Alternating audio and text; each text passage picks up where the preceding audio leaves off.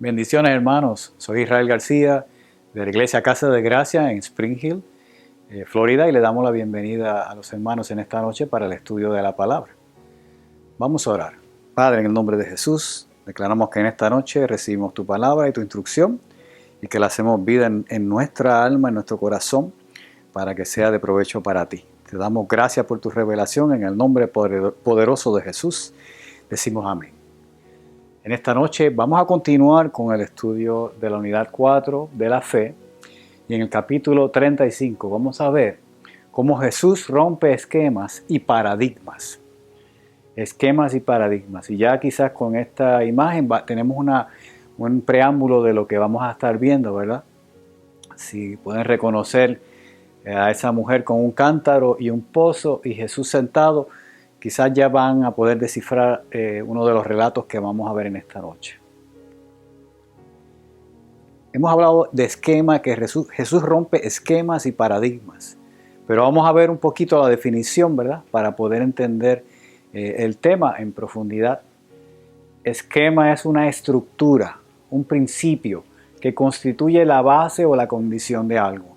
Es algo establecido, es una regla. En el caso de comportamiento, esquemas de comportamiento, de qué debemos, qué no debemos hacer, que muchas veces, si no todas las veces, es influenciado por la sociedad o por reglas de la sociedad, ¿verdad?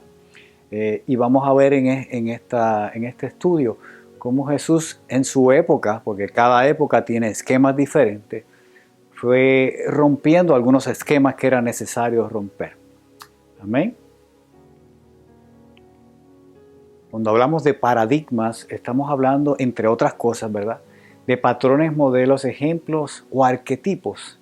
En otras palabras, estamos hablando de pensamientos, de lo que debe ser, de lo que está establecido también socialmente.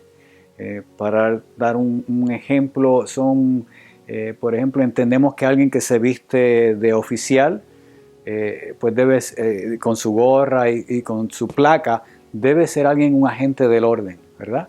Asimismo, si vemos a alguien con una sotana larga, oscura, quizás pensamos debe ser algún tipo de religioso, ¿verdad que sí? Hay unos paradigmas que siempre tenemos en la sociedad y Jesús los rompe también. En esta noche vamos a ver un par de relatos donde vamos a ver claramente cómo Jesús los rompe y es necesario romperlos para poder ver la verdad.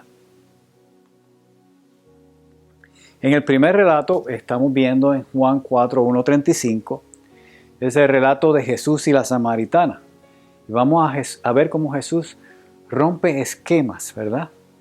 Aquí vemos ver en esta ilustración que hay varios pinches plásticos aquí, y uno es de otro color e inclusive está invertido.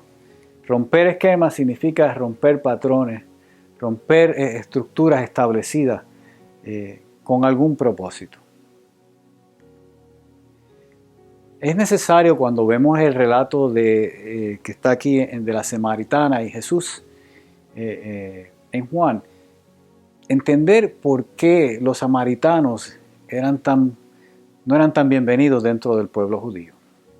Para aquellos que no lo saben, pues vamos a traerlo. Para los que lo saben, vamos a repasarlo. Estos samaritanos en el tiempo de Jesús era una raza que se formó, básicamente, cuando se dividió el reino judío, ¿verdad? El reino de Israel en el reino del norte, que era el reino de Israel, y el reino de Judá en el sur.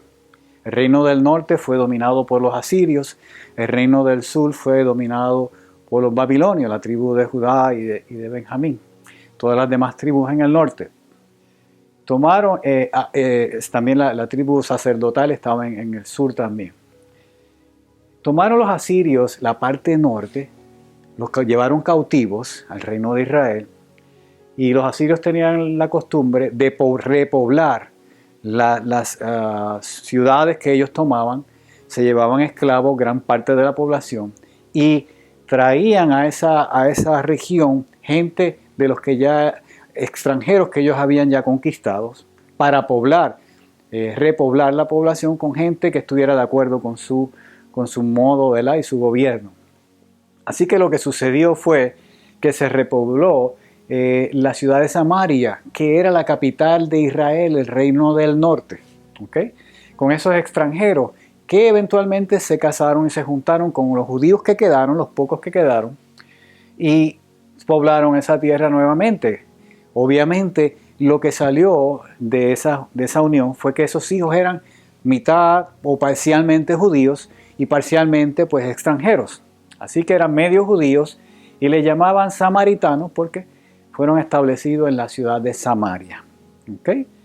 Entendiendo eso, vemos entonces que a través de la historia regresa del cautiverio el pueblo judío.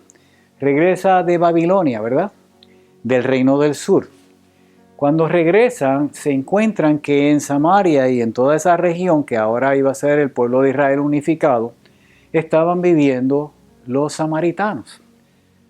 Ahora, esos samaritanos, no eran considerados verdaderos judíos y ellos no los aceptaron. Realmente los rechazaron. Estos samaritanos querían ayudar a reconstruir el templo de Jerusalén, pero esos judíos rechazaron la ayuda y los rechazaron como verdaderos judíos. Eso fue un tipo de ofensa, vamos a ponerlo así, y un tipo de interrupción en esa relación donde se rompió, ¿verdad? Esa relación que pudo haber habido entre ellos. Los samaritanos se encontraron, ¿verdad?, molestos y trataron de detener que los judíos reconstruyeran el templo en Jerusalén. ¿Qué sucedió? Cuando no tuvieron éxito, construyeron su propio templo en el monte Gerazim. ¿Okay? Muy importante que nos acordemos de eso.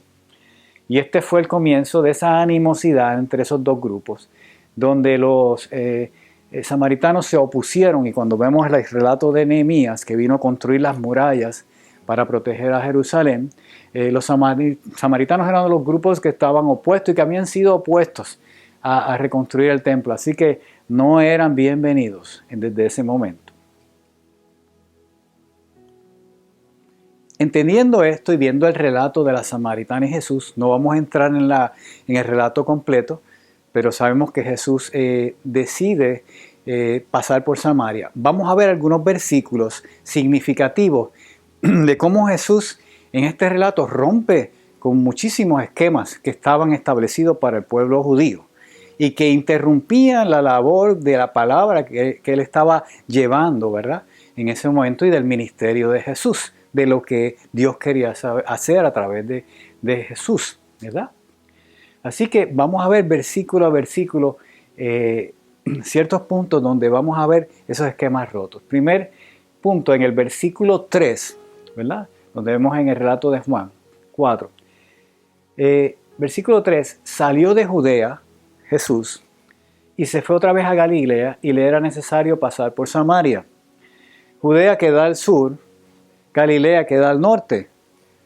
Era necesario pasar por Samaria, pero la ruta normal de los judíos era evadiendo completamente la colindancia o los límites de Samaria, porque ningún judío quería pasar por las ciudades de Samaria. Ningún judío quería tener que enfrentar, ni siquiera hablar con ningún samaritano.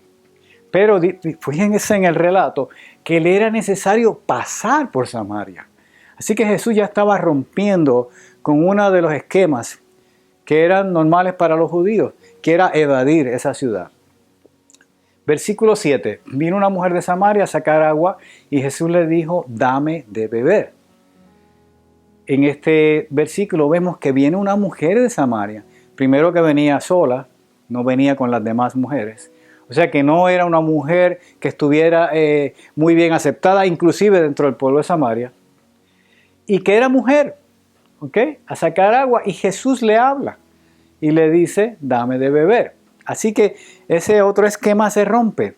La conversación de Jesús, judío, con una mujer samaritana. Jesús le dijo, mujer, créeme que la hora viene cuando ni en este monte, cuando le dice ni en este monte, está hablando del monte Gerazim, donde ellos habían construido un templo. No sé si lo habías podido ver en la escritura cuando lo has estado estudiando. Ni en Jerusalén, donde estaba el templo que se había construido, adoraréis al Padre. Está rompiendo un esquema. donde le está diciendo proféticamente, ni en esos dos montes se va a adorar, porque viene un nuevo reino. Y vamos a adorar al Padre en espíritu y en verdad. Y va a ser en todo lugar, en todo lugar. Y esos dos exclusivos templos van a dejar de ser exclusivos. Así que está rompiendo con esquemas que esa mujer recibió inmediatamente y dijo, verdaderamente tú eres el Cristo, ¿verdad? En el versículo 24, un versículo tan tremendo y significativo para todos los cristianos. El Señor Jesús le dice, Dios es espíritu, y los que le adoran en espíritu, ruach, como vimos en hebreo en la clase anterior, o neuma, y en verdad, aletheia, es necesario que adoren. En ruach, en aletheia o en neuma, es necesario que la adoren. O sea que no es el rudimento religioso, no es ahora simplemente la visita al templo, es en espíritu y en verdad. Está rompiendo con un esquema religioso. Ahora simplemente él busca una intimidad con el Espíritu para que le adoren al Rey de Reyes. Versículo 25, le dijo a la mujer, sé que ha de venir el Mesías llamado el Cristo. Cuando Él venga nos declarará todas las cosas. Jesús le dijo, yo soy el que habla contigo. Vemos en la palabra claramente lo que Él no hizo con los fariseos, lo hizo con esta mujer. Le dijo, yo soy. La palabra clave, el yo soy. Y en ese momento ella recibió que era el Cristo. Rompió con los paradigmas. No soy un profeta más. Soy Dios. Soy el gran yo soy. Así que vemos que en este relato es tan importante en la Biblia, donde nos muestra un Jesús que alimenta la fe, pero alimenta la fe rompiendo esquemas sociales, esquemas que básicamente dividían a un pueblo y que eran esquemas que no iban a propiciar que la palabra de Dios se propagara. ¿Verdad que sí? Sabemos lo que sucedió después. La mujer fue al pueblo y trajo el relato con Jesús. Ahora, observemos en el versículo 27. En esto vinieron sus discípulos y se maravillaron de que él hablaba con una mujer. Se tienen que haber maravillado más, primeramente porque Jesús los hizo pasar por Samaria. Segundo, que vemos en el relato que ellos habían salido a buscar comida porque tenían hambre. Y él lo encuentran hablando con una mujer samaritana. Sabemos que la historia de la samaritana era que tampoco había tenido una vida que fuera del agrado ni siquiera del pueblo samaritano. Había tenido muchos hombres y el que tenía tampoco era de ella. ¿Okay? Sin embargo, ninguno le dijeron, ¿qué preguntas y qué hablas con ella? ¿Qué es lo que estás hablando con ella? Sin embargo, ninguno dijo, ¿qué preguntas o qué hablas con ella? Perdón. Así que ellos estaban extrañados y no sabían qué era lo que estaba pasando, pero él estaba rompiendo con unas reglas, ¿verdad? Con unos esquemas. En el versículo 31, entre tanto, los discípulos le rogaban diciendo, Rabí, come, porque habían traído la comida. Vemos aquí cómo él rompe con otro esquema muy importante y él les dijo, yo tengo una comida de comer que nosotros no sabéis. Entonces los discípulos decían unos a otros, le habrán traído algo de comer. Vemos aquí que en el pensamiento de esos discípulos, ellos, bueno, si no tienes hambre es porque alguien te habrá traído de comer. Él está ahora mismo impartiendo y le está diciendo, mira, mi comida es que haga la voluntad del Padre que me envió y que acabe su obra. Esa es mi comida. Y lo que le está diciendo, la comida del cristiano, la comida del hombre de Dios, la comida de nosotros tiene que ser hacer la voluntad y acabar la obra que tengamos que hacer para Él. Nuestra vida completa, hermanos, es una obra en manos del alfarero. Nuestra vida completa se ciñe a la voluntad de Dios y entonces podemos encontrar que todos los propósitos se van a cumplir, rompiendo nuevamente el paradigma. Como decía la palabra, no solo de pan vive el hombre, sino de toda palabra que sale de la boca de Dios. Así que va en congruencia con un mensaje nuevo que está trayendo el Señor. Vamos a darle importancia a hacer la voluntad. Vamos a darle la importancia a que se haga la obra. Va a haber tiempo para comer y va a haber provisión para la comida. Pero esa es la verdadera comida que alimenta el alma y el ser humano. Amén. Versículo 39. Y muchos de los samaritanos de aquella ciudad creyeron en él por la palabra de la mujer. Qué importante que daba testimonio. No era fácil creer por la palabra de una mujer que había sido inmunda ante los ojos de los samaritanos, que era inmunda ante los ojos de los judíos. Pero creyeron porque había una impartición en ella muy especial. Sabemos que es la primera evangelista, ¿verdad? Si no apóstol, que llevó la palabra y que era mujer. Jesús rompió los esquemas porque pudo haber enviado un discípulo a traer la palabra a aquel pueblo, pero escogió desde un principio a aquella mujer, porque Él coge de lo inmundo y desechado del mundo, ¿verdad? Para humillar a aquellos altivos. Escogió a esta mujer para que fuera el emisario de su palabra. Eso es para algunos que creen que la mujer no puede predicar la palabra, no puede ser evangelista o pastora. Vemos claramente que sí, el Señor va a escoger al instrumento que Él desee. En el versículo final dice, y se quedó allí 2 días. No solo visitó Jesús Samaria, un sitio que era prohibido, vamos a decir, para los judíos, sino que se quedó allí con ellos 2 días más compartiendo, rompiendo los esquemas, rompiendo los prejuicios, rompiendo con un odio que había surgido, rompiendo con un orgullo del pueblo judío de que aquellos samaritanos no eran puros y que no representaban la pureza de la raza judía. Así que vemos claramente que Jesús rompe con los esquemas necesarios para poder permitir que esa palabra de Dios y la salvación llegue a todo el mundo. Amén. Vamos ahora a ver otro relato. En este vamos a ver la parábola de los 2 hijos, que está en Mateo 21, 28 al 32. Jesús rompe paradigmas, pensamientos, modelos, ¿ok? Estereotipos. Este relato, como no es tan común, vamos a verlo en detalle y vamos a ver en cada versículo, vamos a ver qué mensaje nos trae, ¿verdad? Mateo 21, 28 al 32. Y vamos a ver en esta versión cómo nos dice la palabra de Dios. Dice así, pero ¿qué piensan de lo siguiente? Le está hablando, ¿verdad? Aquellos sacerdotes, ancianos, fariseos. Un hombre con 2 hijos le dijo al mayor, hijo, ve a trabajar al viñedo hoy. El hijo le respondió, no voy a ir. Pero más tarde cambió de idea y fue. Entonces el padre le dijo al otro hijo, ve tú. Y él le dijo, sí señor, iré. Pero no fue. La pregunta a aquellos sabios fue, ¿cuál de los 2 obedeció al padre? Aquellos sabios fariseos y ancianos.